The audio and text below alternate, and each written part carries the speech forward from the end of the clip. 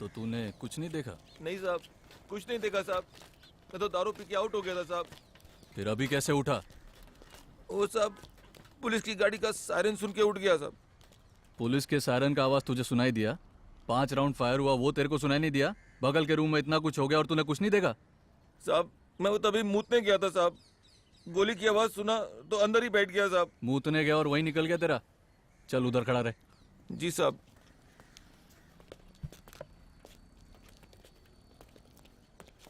Sir, झूठ बोल रहा है।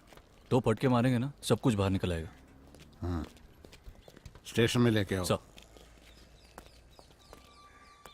सुन, पुलिस स्टेशन जाके मेरा वेट कर और पूछताछ बंद कर।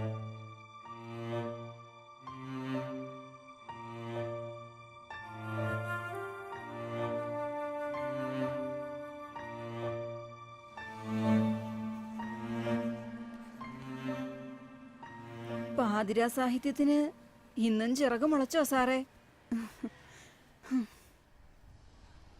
ഇതുപോലത്തെ ഭാര്യയാണ് MT വാസുദേവൻ നായർക്കൊക്കെ ഉണ്ടായിരുന്നെങ്കിൽ അദ്ദേഹത്തിന് ഒന്നും എഴുതാൻ പറ്റില്ലായിരുന്നു.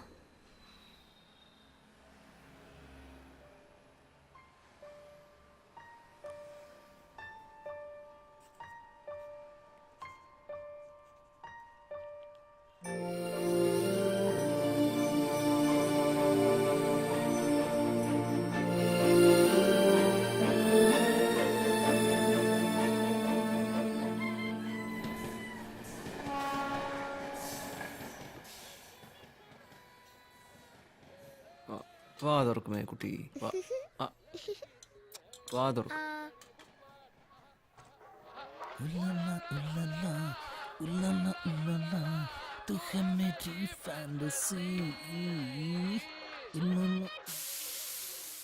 വേണ്ടേ? ഇതുകൂടെ, ഇതുകൂടെ കഴിക്കും.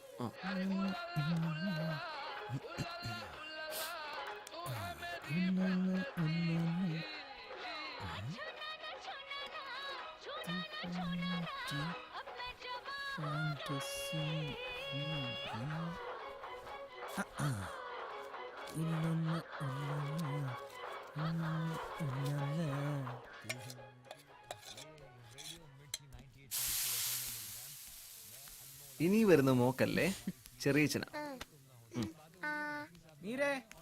എന്റെ ഡ്രൈവിംഗ് ലൈസൻസ് എവിടെയാടി? ആ മേശപ്പുറത്ത് കാണും പാപ്പേട്ടാ. അവിടെ കാണാത്തോണ്ടല്ലേ നിന്നോട് ചോദിച്ചത്. എവിടെ പോയത്? ശരി, ഇത് നീ കണ്ടില്ല. ഷർട്ട് കഴുകായിടാൻ നേരത്ത് നീ ഈ ഡ്രൈവിംഗ് ലൈസൻസ് കണ്ടില്ല. എടി, ഇതിന്റെ വില എന്താന്ന് നിനക്കറിയോ? ഈ വീട്ടിലെ കഞ്ഞി കുടിച്ചു പോകുന്ന ഇത് വെച്ചിട്ടാണ് ഒരിക്കലെങ്കിലും ഓർത്തിരുന്നെങ്കിൽ നീ ഇങ്ങനെ ചെയ്യോ? ഞാനാ അതെടുത്ത് രാവിലെ കഴുകാണ്ടത്. രാത്രി ബോധമില്ല ഷർട്ട് ഊരി കളഞ്ഞിട്ട് പോകുമ്പോൾ ഓർക്കണമായിരുന്നു അതിനകത്ത് ഈ വീട്ടിലെ കഞ്ഞി ഇരിപ്പുണ്ടത്.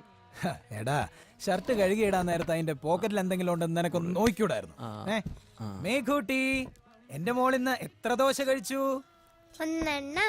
ഒന്നെണ്ണമോ? അതെന്തോന്നാടിയോ ഒന്നെണ്ണം? ഒരെണ്ണം. മോനെ പപ്പ, ഇന്ന് റേഷൻ വാങ്ങേണ്ട ദിവസം. എന്റെ അമ്മേ, ആ പുറത്ത് കിടക്കുന്ന ടാക്സി എന്റെ അമ്മായിച്ചന്റെ ഒന്നും അല്ല. ആ ഉണക്ക സർദാർജിക്ക് ഞാൻ ദിവസം ഒരു 150 രൂപ വെച്ച് എണ്ണി കൊടുക്കണം. ഇതിനിടയ്ക്ക് ഗ്യാസ് അടിക്കണം, സർവീസ് ചെയ്യണം. ഇന്നലെ ആണെങ്കിൽ എന്റെ ഫാൻ ബെൽറ്റും പൊട്ടി.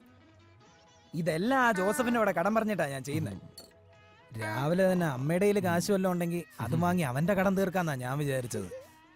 ഇതിപ്പോ വണ്ടി ഈ തിരക്കിനിടയിലൂടെ ഓടിച്ചോടിച്ചേ എന്റെ കൈയും കാലും അനക്കാൻ വയ്യ. അമ്മി കയ്യിലെ തഴമ്പുണ്ടോ? മേഘൂട്ടി, ടാറ്റാ. ഇത് വെച്ചോ. മേക്കുട്ടിക്ക് ബൈക്കിൽ കയറണ്ടേ? ചെറിയച്ഛൻ്റെ കൂടെ പോണ്ടേ? അപ്പോ താങ്ക്സ്. അപ്പൊ ഞാൻ അങ്ങനെ പറഞ്ഞില്ലായിരുന്നെങ്കിൽ ഇവിടെ ഒരു വിപ്ലവം തന്നെ നടന്നേനെ. അല്ലേ മേക്കുട്ടി?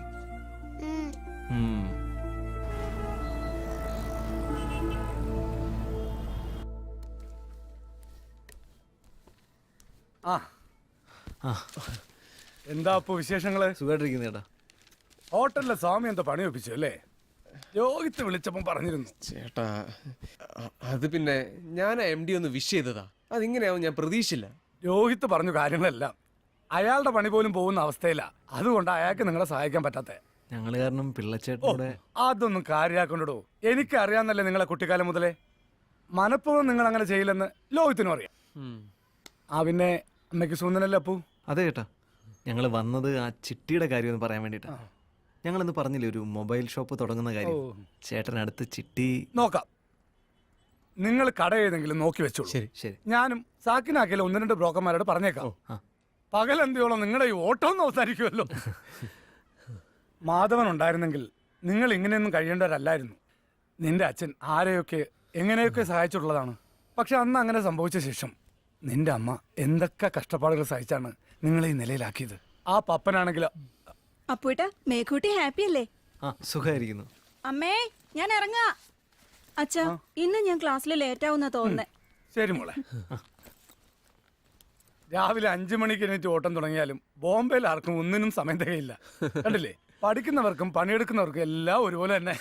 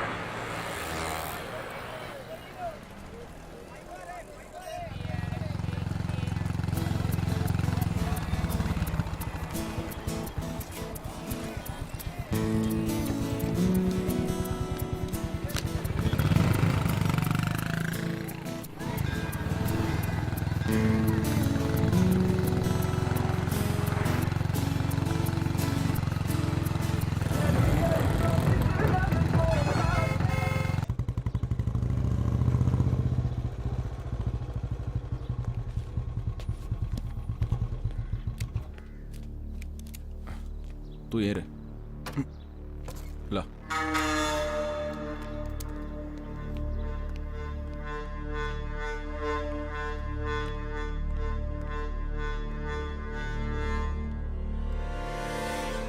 तू इतना डर क्यों रहा है? अरे तू राजन भाई को नहीं जानता.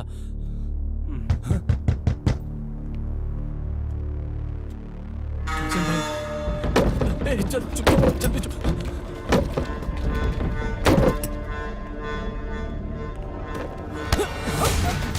रुक साला.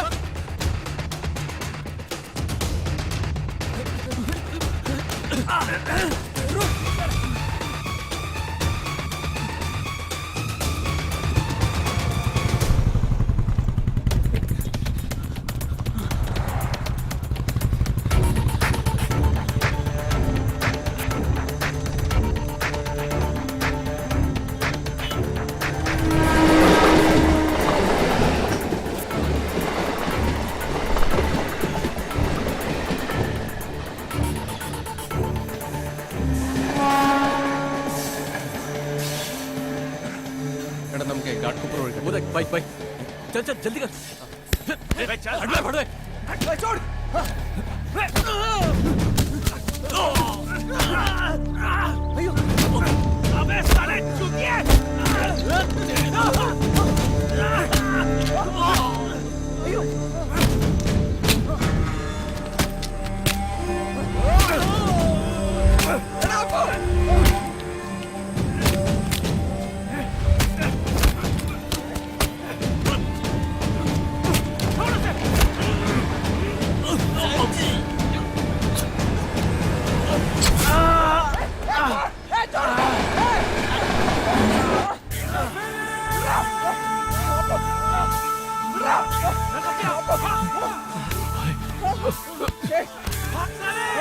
भाई माफ कर दो.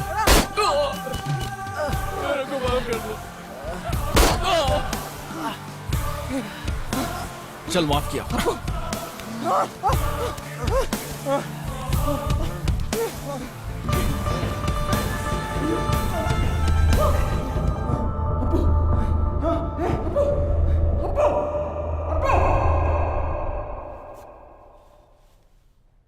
ആഹാ ഇത്രേ ഉള്ളൂ. എടാ അപ്പു ഇത് ഷർട്ട് ഇട്ട് കഴിഞ്ഞാൽ കാണില്ല. നമുക്ക് ധൈര്യമായിട്ട് വീട്ടിൽ പോവാം അല്ലേ സിസ്റ്ററെ? എങ്ങനെയുണ്ട് സൂസൻ?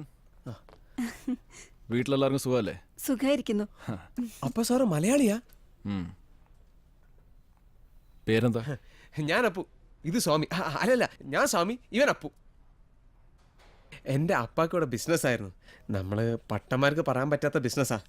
അതുകൊണ്ട് അമ്മ അങ്ങ് പിണങ്ങിപ്പോയി. അപ്പ വേറെ കെട്ടിയപ്പോൾ എൻ്റെ അവസ്ഥ കട്ടപ്പുറത്തെ വണ്ടി പോലെ സാറേ. ഞങ്ങൾ ഒരുമിച്ച് പഠിച്ചതാ.